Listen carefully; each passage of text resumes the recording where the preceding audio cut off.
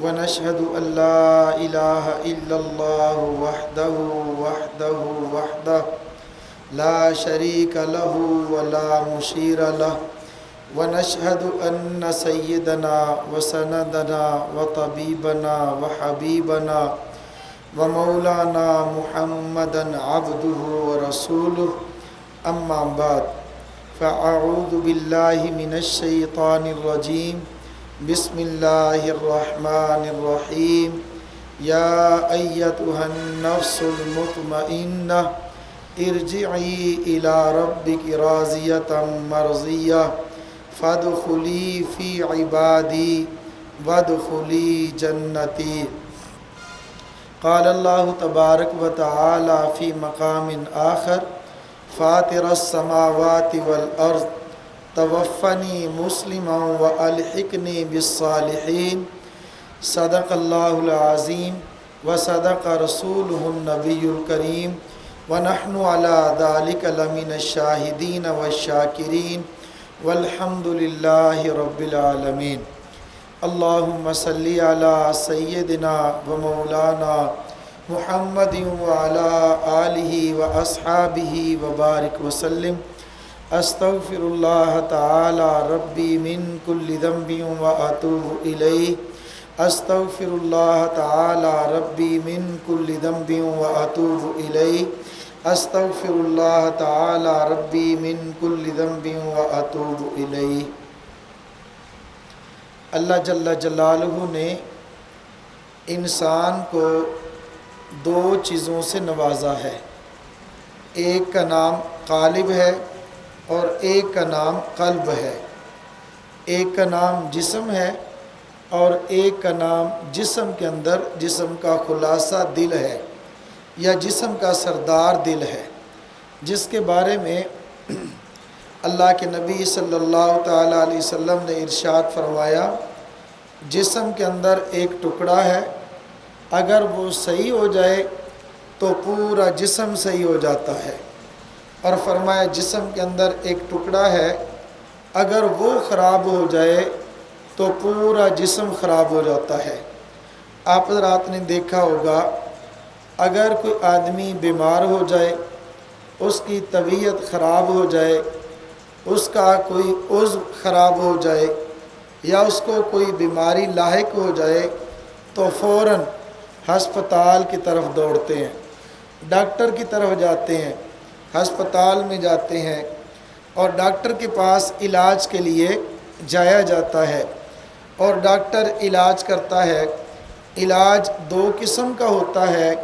ایک ہوتا ہے عارضی اور فوری طور پر، اور دوسرا ہوتا ہے کہ اس کو علاج کرنے کے لیے اپنے پاس اپنے ہسپتال میں داخل کر لیتا ہے. جسے کہتے ہیں فلاں مریض ایڈمنٹ ہو گیا ہے، اس کو فلاں ہسپتال کے اندر داخل کر لیا گیا.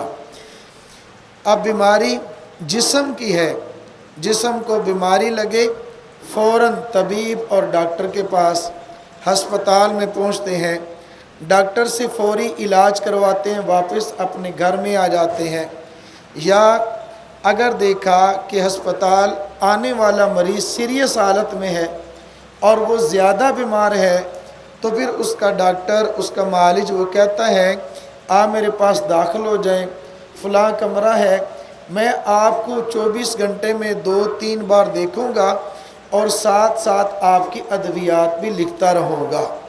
ایک آدمی یہاں خانقاہ کے اندر آیا اور آ کر عرض کیا کہ حضرت فجر کی نماز مجھ سے پڑھی نہیں جاتی، فجر کی نماز پڑھی نہیں جاتی. اب ایک اس کا علاج یہ ہے کہ بھئی آپ اس طرح کیا کرو، جاگا کرو، اٹھا کرو.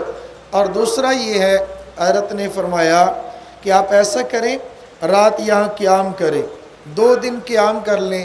کہا جی ٹھیک.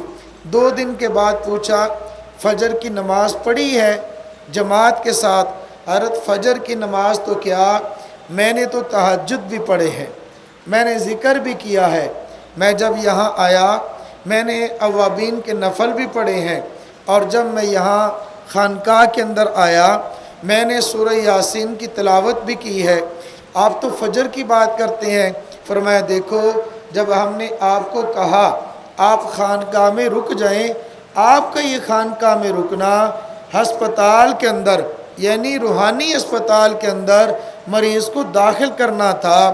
اس کی وجہ یہ ہوتی ہے جب آدمی اپنے گھر کے اندر ہوتا ہے وہ اکیلا ہے، اپنے گھر میں ہے اکیلا ہے، اپنے دفتر میں ہے اکیلا ہے، اپنے اسکول کالج میں ہے تو وہ تنہا ہے۔ لیکن جب وہ خانقاہ کے اندر اور ادارے کے اندر آ جاتا ہے جہاں پر اس کا شیخ موجود ہے تو اس کا یہ نفع ہے اپنے شیخ کی نگرانی میں آ جاتا ہے۔ جس طرح مریض اپنے ڈاکٹر کی نگرانی میں آ جاتا ہے تو روحانی مریض اپنے شیخ اپنے مربی کی نگرانی میں آ جاتا ہے۔ صبح دوپہر شام اس کی خوراک بدلتی رہتی ہے، شیخ کی توجہ سے، شیخ کی برکت سے اور احوال بتلانے سے اس کے اعمال کی اصلاح بھی ہوتی رہتی ہے۔ جب تک اپنے شیخ کو اپنے اعمال کی اطلاع نہ کریں اس وقت تک آدمی کو نفع نہیں ہوتا۔ بعض کا تو ہوتا ہی ہے، آدمی یہ سمجھتا ہے کہ میں بہت نیک ہو گیا ہوں، میں بڑے بلند درجے پہ پہنچ گیا ہوں، جبکہ حقیقت میں وہ بلند درجے پہ پہنچا نہیں ہوتا۔ اس کی مثال حضرت حکیم الامت حضرت مولانا اشرف علی تھانوی نور اللہ مرقدہ، حضرت کو ایک آدمی نے خط لکھا اور وہ اپنے آپ کو بڑا نیک سمجھتا تھا۔ درجات ہوتے ہیں ولایت کے، کتب، ابدال، غوث، اس طرح مختلف مقامات ہیں۔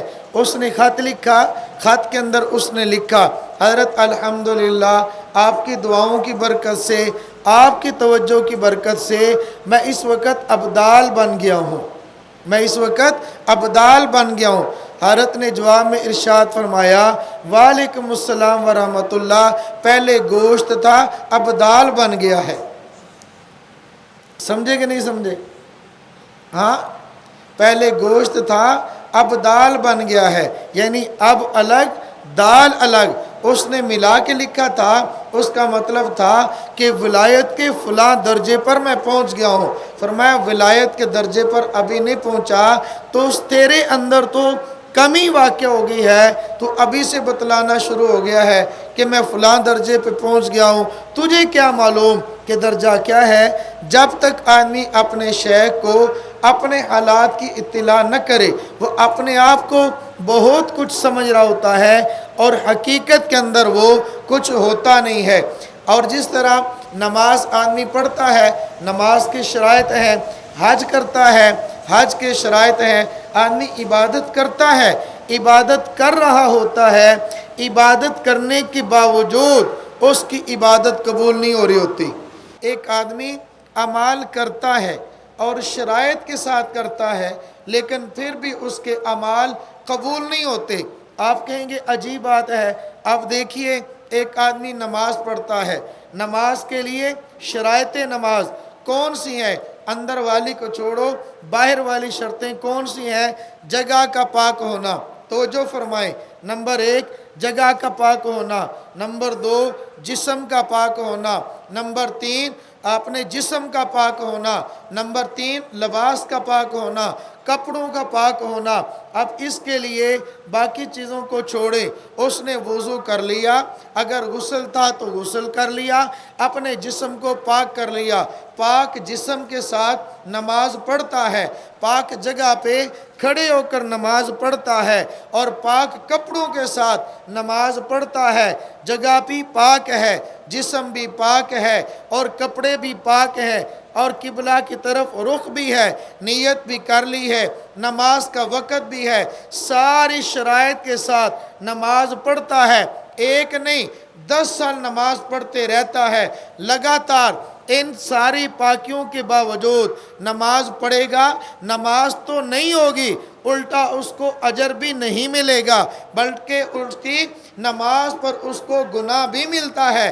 یہ پڑھی جانے والی نماز اس کی پکڑ کا ذریعہ بن جاتا ہے۔ اس کی وجہ یہ اس نے قالب کے اعمال تو کر لیے، قالب کون؟ یعنی جسم ہے، جسم کو پاک کر لیا، جسم کے اوپر کپڑے کو پاک کر لیا اور جسم جس جگہ پہ کھڑا ہے اس جگہ کو پاک کر لیا، لیکن جسم کے اندر جو دل تھا اب تک وہ دل پاک نہ ہوا۔ دل کی ناپاکی کیا ہے؟ ارادہ اس کا صحیح نہیں ہے، نیت اس کی صحیح نہیں ہے۔ نیت صحیح کیا نہیں ہے؟ لوگ مجھے کہیں بڑا نمازی ہے، لوگ مجھے کہیں بڑا سجدہ کرنے والا ہے، محراب تو پڑھ گیا، نشانات پڑھ گئے، لیکن لوگوں نے نمازی کہہ دیا۔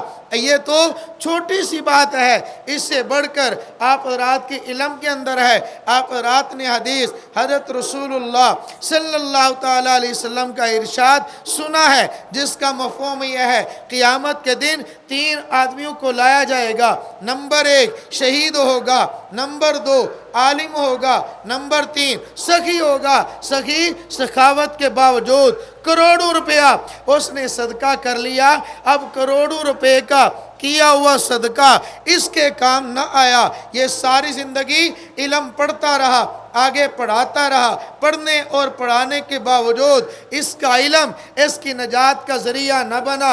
اب ایک آدمی میدان جہاد کے اندر نکلا، اس نے ورزش کی، تربیت کی، میدان میں نکلا، دشمن کے مقابلے میں گیا، لڑتا رہا، آخر ایک وقت آیا دشمن کے وار سے یہ کٹ گیا، یہ شہید ہو گیا، اللہ کے دربار میں پہنچا۔ شہادت کے باوجود، زخموں کے باوجود، ساری محنت کے باوجود اس کے پلے میں کچھ نہیں ہے۔ صرف اس کی وجہ کیا ہے؟ اس کی نیت سے ہی نہیں۔ مال صدقہ کرنے والا، اس نے کہا میں نے مال دے دیا، اللہ کے نام پر دیا، صدقہ اور خیرات کر لیا۔ یہ تینوں شخص یا تینوں قسم کے طبقے، تینوں قسم کے گروہ، 3 قسم کے لوگ کل قیامت کے دن پیش ہوں گے۔ اللہ رب العزت ان سے پوچھیں گے، پہلے عالم سے پوچھا جائے گا بتلاؤ علم کیوں حاصل کیا، علم کا کیا فائدہ؟ وہ کہے گا یا اللہ میں نے علم حاصل کیا، خود میں عمل کر لوں،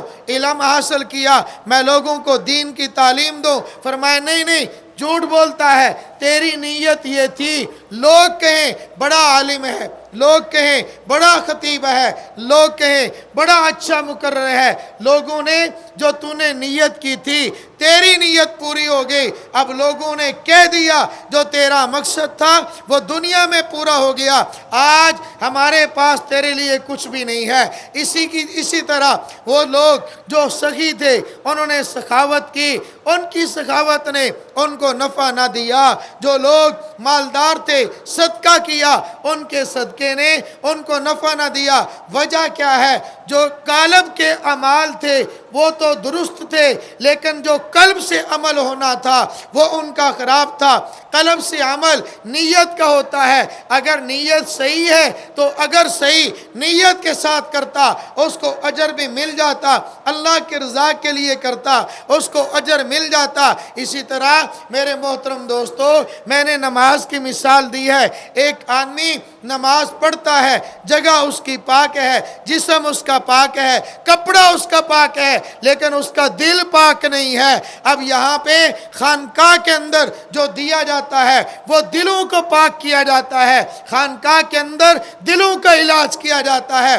جسم کی بیماریوں کا علاج نہیں ہوتا، دل کی بیماریوں کا علاج ہوتا ہے۔ اب دل کی بیماریوں کے اندر ریاکاری بھی ہے، دل کی بیماری کے اندر حسد بھی ہے، دل کی بیماری کے اندر چغلی بھی ہے، دل کی بیماری کے اندر کبر بھی ہے، دل کی بیماری کے اندر اپنے آپ کو بڑا سمجھنا اور دوسرے کو حقیر سمجھنا، اپنے آپ کو بڑا سمجھنا اور دوسرے کو حقارت کی نگاہوں سے دیکھنا۔ تو میرے دوستو، خانقاہوں کے اندر آنے کا فائدہ یہ ہوگا، خانقاہ کے اندر آئیں گے، اپنے شیخ کی تربیت میں رہیں گے، اپنے شیخ کی صحبت میں رہیں گے، اور صحبت کی برکت سے، آنے جانے کی برکت سے اللہ رب العزت وہ احوال عطا فرما دیں گے جو اللہ نے شیخ کو احوال عطا فرمائے ہیں۔ اور اس کے ساتھ ساتھ جو لوگ وہاں پر رہ رہے ہوں گے ان کی وجہ سے، ان کی برکت سے اللہ رب العزت جانے والے کے بھی اصلاح فرما دیں گے۔ دیکھیے، خانقاہ کے اندر آنے کا فائدہ ہے، آنے جانے کا فائدہ ہے، لیکن فائدہ کس کو ہے؟ جو اس نیت کے ساتھ جائے کہ میں نے نفع حاصل کرنا ہے۔ ورنہ میں یہ بات عرض کرتا ہوں، توجہ فرمائیں، صحبت نبی کی کیوں نہ ہو اور اس کے اندر بیٹھنے والا जब तक सही नीयत से नहीं बैठेगा, लेने की नीयत से नहीं बैठेगा, तो वो आने वाला अबू जाल हो, अबू लाब हो, और वो लोग उसके ईमान लाने से पहले कितने लोग थे, मुनाफिकीन सफ़े अव्वल में होते, नबी की सोबत में होते और बैठते थे। तमाम मुनाफिकीन को नबी की सोबत का फ़ायदा नहीं हासिल हुआ। उसकी वजह ये, वो बैठते थे, उनकी इस्लाह की नीयत ही नहीं होती थी। इस्लाह की नीयत हो कि मैंने अपने कल्ब की इस्लाह करनी है, मैंने अपने अमाल की इस्लाह करनी है। हमारा मकसद ही आने का नीयत इस्लाह नहीं होती। हमारा खानकाह के अंदर आने का मकसद नेक अमाल करना नहीं होता। जब हमारे आने का नीयत और मकसद ही सही नहीं होगा, तो फिर आप बतलाएं हमें नफ़ा कैसे होगा। नफ़ा उस वक़्त तक हासिल नहीं हो सकता चाहे शेख की मौजूदगी में हो, चाहे शेख की मौजूदगी में हो, शेख की सोबत में हो। अगर नीयत नफ़ा हासिल करने की नहीं है तो उसको नफ़ा हासिल नहीं होगा। शेख दूर भी हो, अपनी खानकाह में ना भी हो, फिर भी शेख की खानकाह में जाए और नीयत इस्लाह की हो, तो उससे उसको यकीनन नफ़ा हासिल होगा। तो मेरे मोहतरम दोस्तों, इसकी बरकत से जो अल्लाह की रहमत नाज़िल होगी, उसका फ़ायदा ये होगा। अब देखिए, हज़रत यूसुफ अलैहिस्सलाम अल्लाह के नबी हैं, दुआ फरमा रहे हैं, फातिरस समावाति वल अर्ज़ तवफ़्फ़नी मुस्लिमन, ए अल्लाह मेरा ख़ात्मा अच्छा करना, मेरा ख़ात्मा अच्छा करना। अब आप बतलाइए, असल तो ये तालीम उम्मत के लिए है, वरना नबी उसको तो यकीन, नबी का तो यकीनन ख़ात्मा ईमान पर होगा। तो फिर वो दुआ क्यों कर रहे हैं? इसलिए उम्मत को समझाने के लिए, तालीम उम्मत के लिए, मेरे और आपके लिए।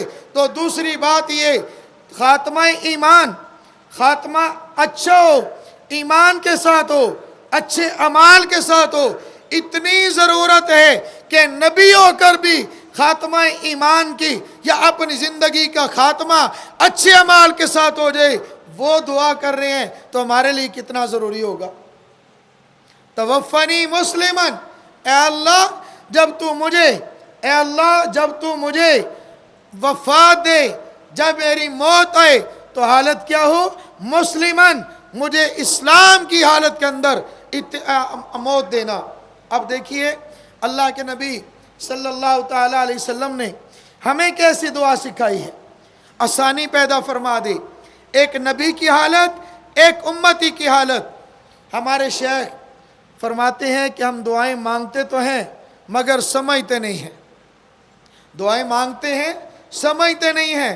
और फरमाया हम दुआएं मांगते नहीं बल्कि दुआएं पढ़ते हैं। अगर हम दुआएं मांगे तो हमें समझ आ जाए, हम दुआएं मांगते नहीं, हम दुआएं पढ़ते हैं। दुआ क्या है? जनाजा के अंदर अल्लाहुम्मा मन अहयैतहु मिन्ना फअहयिही अलल इस्लाम व मन तवफ़्फ़ैतहु मिन्ना फतवफ़्फ़हु अलल ईमान। दोनों के अंदर फ़र्क क्या है? ईमान और इस्लाम में फ़र्क क्या है? ईमान मानने का नाम है और इस्लाम करने का नाम है। ईमान मानने का नाम, इस्लाम उन अमाल को करने का नाम। मसलन रोज़ा फ़र्ज़ है, ये मानना ईमान है, और रोज़ा रखना इस्लाम है। नमाज को मानना ईमान है, नमाज का पढ़ना इस्लाम है। कुरान को मानना ईमान है, कुरान को पढ़ना इस्लाम है। ज़कात को मानना ईमान है और ज़कात देना इस्लाम है। हज को मानना ईमान है और हज अदा करना इस्लाम है। ए अल्लाह वमन तवफ़्फ़ैतहु मिन्ना फतवफ़्फ़हु अलल ईमान, ए अल्लाह वमन अहयैतहु मिन्ना फ़अहयिही अलल इस्लाम। ए अल्लाह जब तक ज़िंदगी रहे, ए अल्लाह ज़िंदगी ऐसे देना मैं नमाज पढ़ता रहूं। ए अल्लाह ज़िंदगी ऐसे देना मैं रोज़ा रखता रहूं। ए अल्लाह ज़िंदा इस हालत में रखना मैं कुरान पढ़ता रहूं। اے اللہ مال ہو زکوٰۃ دیتا رہو، مال ہو حج کرتا رہو، اے اللہ اگر کمزوری آ جائے، اے اللہ بیماری آ جائے، اے اللہ اگر جسم کے اعضاء ٹوٹ جائیں نماز پڑھ نہ سکوں، ایسا نہ ہو کہ نماز کا انکار کرنے والا بن جاؤں۔ زکوٰۃ دے نہیں سکتا، غریب ہو لیکن مانتا ضرور ہو، اے اللہ مال موجود، حج مال نہیں موجود، حج کر نہیں سکتا، حج کو ماننے والا ضرور، اے اللہ زندگی ایسی ہو کہ میں اعمال کرتا رہوں، اور اگر کمزوری کسی وجہ سے آ جائے ایسی حالت نہ ہو، اے اللہ ماننے والا بھی نہ بنو، اے اللہ اعمال کرنے والی زندگی عطا فرما، اعمال کو ماننے والی موت نصیب فرما۔ سمجھ آ گئی؟ حضرت یوسف علیہ السلام کیا فرما رہے ہیں؟ اس سے اعلیٰ درجے کی موت، اس سے اعلیٰ درجے کی موت، یعنی امتی میں اور نبی میں فرق یہ ہے، امتی کی زندگی اسلام والی اور موت ایمان والی، اور نبی کی زندگی اسلام والی اور نبی کی موت بھی اسلام والی۔ توفنی مسلمن، اے اللہ اسلام کی حالت والی زندگی عطا فرما اور اسلام کی حالت والی موت بھی نصیب فرما دے۔ اور دوسری دعا کیا ہے؟ وَأَلْحِقْنِي بِالصَّالِحِينَ، اے اللہ جو دنیا کے اندر تیرے نیک بندے ہوں تو مجھے ان کے ساتھ ملا دے۔ اللہ اکبر، جو تیرے نیک بندے ہوں ان کے ساتھ تو مجھے ملا دے۔ حضرت سلیمان علیہ السلام وہ کیا دعا کر رہے ہیں؟ اے اللہ وَأَدْخِلْنِي بِرَحْمَتِكَ مِنَ الصَّالِحِينَ، اے اللہ اپنی رحمت کے صدقے مجھے صالحین کے اندر شامل فرما دے۔ رحمت کے صدقے اپنی رحمت کی وجہ سے نیک لوگوں میں شامل فرما دے۔ میرے دوستو اور میرے بھائیوں، اس کا فائدہ اور نفع کیا ہے؟ اب دیکھیے، ہم لوگ نماز پڑھتے ہیں، ابھی بھی ہم نماز پڑھیں گے۔ ہم لوگ جب نماز پڑھتے ہیں ہم جملہ کون سا پڑھتے ہیں؟ ایاک نعبدو، ایاک نعبدو، حالانکہ ہونا کیا چاہیے تھا؟ مثلا جماعت کے ساتھ پڑھ رہے ہیں تو کیا پڑھ رہے ہیں؟ ایاک نعبدو، اور جماعت کے علاوہ پڑھ رہے ہیں تو پھر بھی کیا پڑھ رہے ہیں؟ ایاک نعبدو۔ فرض پڑھ رہے ہیں جماعت کے ساتھ ایاک نعبدو، اگر سنتیں پڑھ رہے ہیں اکیلے پڑھ رہے ہیں اور پھر بھی ایاک نعبدو، مطلب یہ ہے ہونا یہ چاہیے تھا اکیلے پڑھیں اعبدو، جماعت کے ساتھ پڑھیں ایاک نعبدو، لیکن بات یہ ہے اب امام ہو، امام سورۃ الفاتحہ پڑھے گا، وہ کیا کہے گا؟ ایاک نعبدو، پچھلے خاموش ہوں گے، اے اللہ ایاک نعبدو، ہم تیری عبادت کر رہے ہیں، ہم سب مل کر، اکیلا ہوگا جمع کسی گا ایاک نعبدو، اے اللہ اس روئے زمین پر جتنے لوگ تیری عبادت کر رہے ہیں ان عبادت کرنے والوں میں مجھے بھی شامل فرما دے۔ میں اکیلا نہیں، اے اللہ جتنے لوگ تیری عبادت میں مشغول ہوں گے ایاک نعبدو، اے اللہ میں تو نماز والی عبادت میں ہوں، اور دوسری بات اے اللہ میں نماز والی عبادت میں ہوں، جہاد والی میں نہیں ہوں، اے اللہ نماز میں ہو۔ اس وقت لوگ ہمارے ہاں مثلا عشاء کا وقت ہو گیا ہے، ابھی کراچی میں وقت نہیں ہوا ہوگا، تو وہ لوگ جو کراچی والے ہیں وہ کوئی اور عبادت کر رہے ہوں گے۔ آگے چلے جائیں، دبئی والے وہ 1 گھنٹہ ہم سے لیٹ، سعودیہ والے 2 گھنٹے لیٹ۔ مقصد یہ ہے اے اللہ ہم نماز والی عبادت میں، اور جو لوگ تیری عبادت میں تلاوت کر کے، صدقہ کر کے، جہاد کر کے، تبلیغ کر کے، اسلامی سیاست کر کے، اے اللہ جو آدمی جہاں جہاں بیٹھ کر جو عبادت کر رہا ہے ہمیں بھی ان کی عبادت میں شامل فرما لے۔ ایاک نعبدو، اے اللہ ہم سب تیری عبادت کرتے ہیں۔ بظاہر وہ اکیلا عبادت کر رہا ہے، لیکن وہ نعبدو کا صیغہ بولے گا تو وہ اللہ سے عرض کر رہا ہوگا، اے اللہ میں عبادت یہاں پہ کر رہا ہوں، اس روئے زمین پر جتنے تیرے عبادت گزار بندے ہیں تو مجھے ان کے اندر شامل فرما دے۔ تو میرے محترم دوستو، ہم یہ عرض کر رہے ہیں، خانقاہ کے اندر ہم لوگ آتے ہیں اپنے علاج کے لیے، ہم لوگ آتے ہیں اپنی اصلاح کے لیے، اپنے قلب کی اصلاح کے لیے اور قلب سے نکلنے والے اعمال کی اصلاح کے لیے۔ تو میں تمام دوستوں سے گزارش کرتا ہوں، جیسے ہمارے حضرت ہم سے پہلے فرما رہے تھے کہ زندگی ایک اس کے اندر کیا ہے، تقوی کا نام ہے۔ ہم لوگ تقوی اختیار کریں گے تو تقوی ہماری زندگی کا خلاصہ، ہماری زندگی کا مقصد ہونا چاہیے۔ تو اس کے لیے تقوی حاصل کرنے کا ایک ذریعہ تقوی والوں کی صحبت میں بیٹھے، نیک لوگوں کی مجلس میں جائیں، اور ایک بات، جس اللہ سے ڈرنا ہے اس اللہ کی عظمت اپنے دل کے اندر بٹھائیں۔